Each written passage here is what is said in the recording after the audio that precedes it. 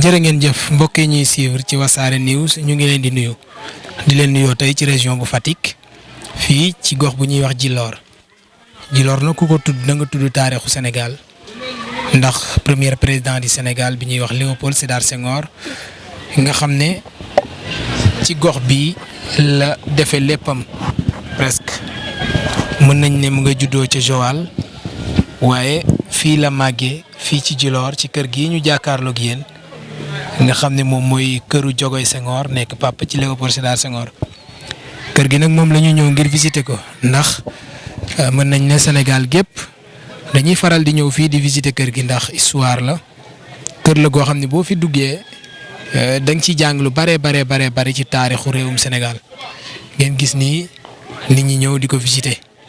Donc merci d'être parmi vous, je suis très heureux. Voilà, donc moi je m'appelle Djibi Diouf. Je suis originaire de Djilor, j'ai 60 ans. Je m'occupe maintenant depuis 15 jours de la fondation, par la fondation, le biais de la fondation de la famille de la maison de Senghor. Parce que moi je suis apparenté à Senghor par la lignée maternelle.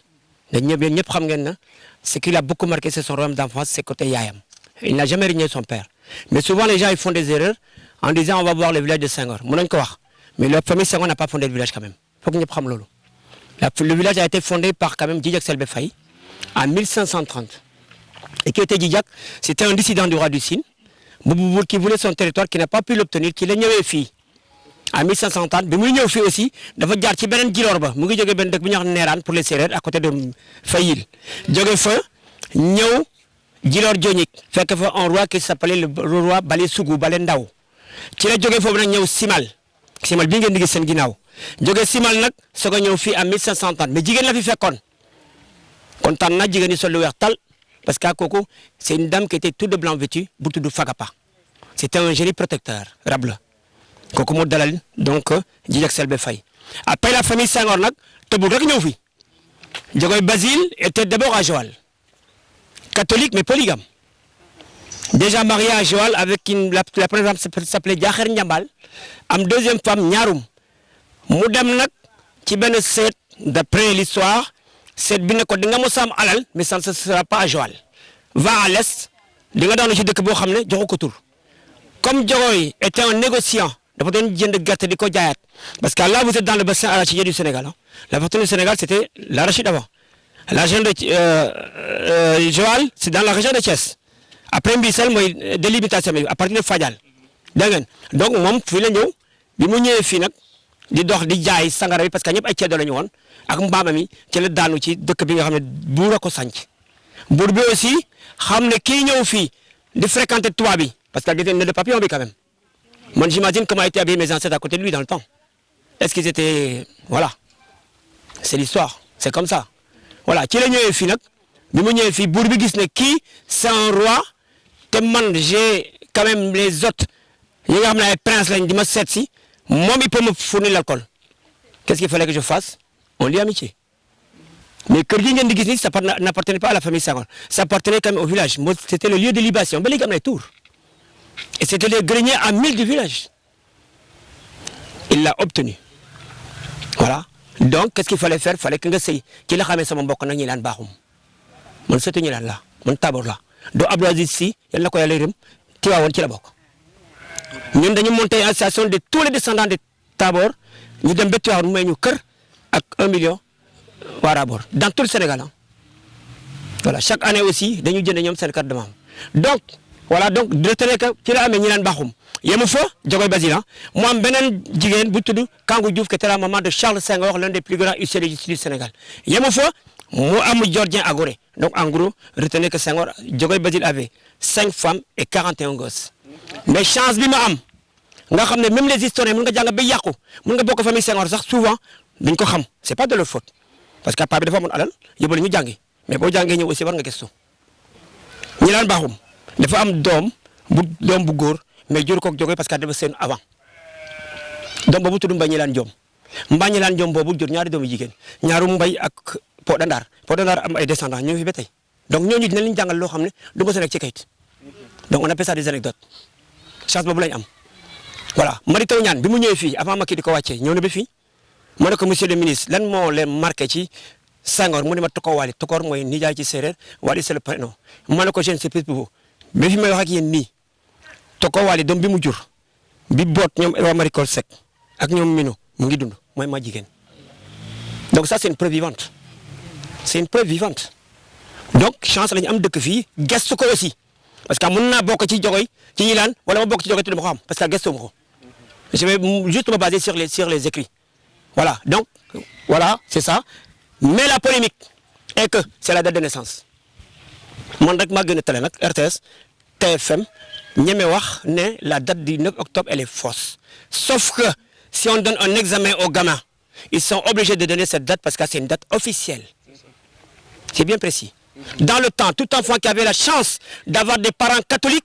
avait la chance d'avoir un état civil parce que l'enfant était baptisé mais foog nag loolu rek doyul il faut nga argumenter parce que dans le temps booy yooyu nga xam ne catholique la ñu woon ça se comptait sur les doigts de la main comme ñu doon dem école Jogoy Basile tout en étant catholique il était quand même polygame man sama nijaay ki jur sama magu yaay mu ngi tudd kii Louis Senghor mais c'est pas le même Senghor dégg ngeen mais catholique la am ñaari jabar boo waxee mu ne la mun naa dem messe l'abbé bi du ma accepté parce que c'est excommunié mais yàlla rek a xam mu jeex tàkk dégg ngeen léegi nag bu ngeen demee j'ai eu pas mal d'historiens sénégalais pas mal de ministres bu ma leen limee sax ma juum qui sont venus ici parce que je commence à avoir des gens délicats aussi parce que man dana leen tojal lii mën nga nekk français boo nekkul séeréer dëkk bi mënoo xam li mu wax fii Senghor parce que bu waxee benn phrase dool ci benn mot séeréer wala wolof mënoo ci xam dara ñun rek ñoo ko mën a xam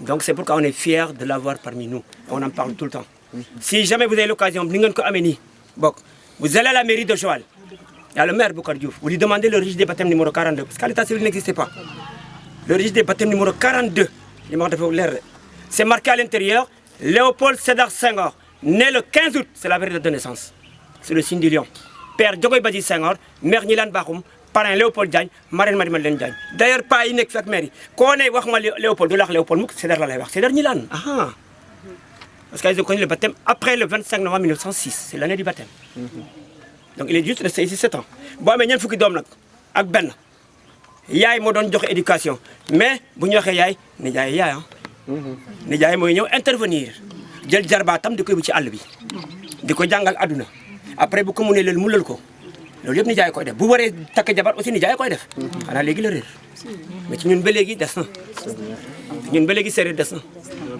parce que man bu ma leen waxoon ne j'ai fait 17 ans en France ça ne se voit nulle part ça ne se voit nulle part moo tax dafa war a des 17 ans moo tax dafa war a des parce que lu ma fu ma dem aussi war naa mën a gëstu xam ki ma doon am naa doomu tubaab métis man li ma koy raconté suba mooy jàngul sama histoire kon yeblu naa sama bopp yeblu ko donc la date officielle c'est le 9 octobre vraie date de naissance c'est le 15 août 1906 registre des baptêmes de Joal numéro 42 historien sax amuñu ko man nag j'ai toutes les archives par un tonton Pierre Basse qui nekkoon président du lycée Gaston Berger jóge fa ñëw Limamoulaye il est de Yaayem da ngeen jox na ma toutes les dates de naissance des enfants de Diogoy par femme nombre de garçons et de filles j'ai tout voilà te fi ngeen nekk nii c'est un village exemplaire nous on n'est pas un village on est une famille catholique ak musulman c'est même pas comme Joal c'est Suppu Kandja le cimetière ñun xamuñu jéemuñu xam kan mooy kan ça nag ça a été monté parce que mun naa di wax fi ba ginnaaw suba parce que j'aime l'histoire et j'aime ce que je fais lii c'est la photo de qui? Là c'est la photo de Jogoy Basile Senghor. Très bel homme, non?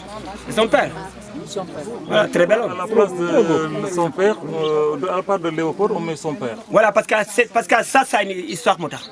Parce que la maison est fondée par la vente de l'arachide, l'achat et la vente. Parce que xam nga du ngeen ay xale comme man. Vous avez connu la maison Morel Prom. C'est une maison qui prêtait de l'argent à Diogoy. Donc parce que dañ ko wóoloon muy jënd gerte di jaay donc moom amoon na alal. Da ngeen li ma la wax. Ça c'est l'emplacement de la bascule. Gerte bi fii lañ ko peese. C'est l'emplacement de la bascule. Voilà, ici. moo tax lii c'est pas un tombeau. La maison a bâti sa fortune autour de l'arachide. Et qui a bâti ça? C'est ce monsieur. C'est l'historique. Voilà, c'est lui. moo tax lii on appelle ça des stèles. Il y en a 19 dans tout le Sénégal. fii benn gaso bi kese la.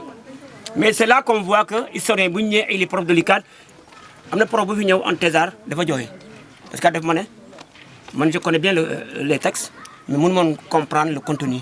Le Senghor était un peu révolutionnaire quelque part. Parce que j'ai parlé de commerçant, mais c'est le fils qui voulait la faillite du père quand même. Donc il y a un problème.